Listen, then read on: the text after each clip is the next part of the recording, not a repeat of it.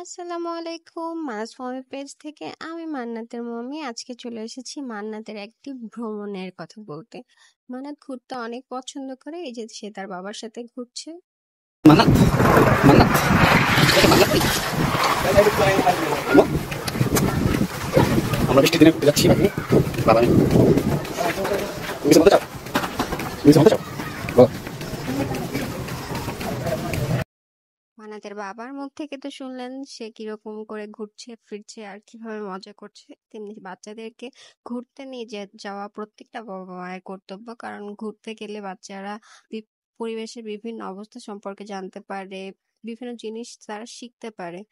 মোট কথা তাদের মনটা ফ্রেশ হয়। তো আপনারা বাচ্চাদেরকে নিয়ে মাঝে মাঝে ঘুরতে বেরোবেন, এটা বাচ্চাদের জন্য খুবই গুরুত্বপূর্ণ, কারণ এটা বাচ্চাদের শরীর মন দুটোকেই প্রভাব ফেলে। এই জন্য বাচ্চাদেরকে একটু সময় করে নিয়ে বাইরে বের হতে হয়, তাদেরকে বিভিন্ন জিনিস শেখাতে হয়।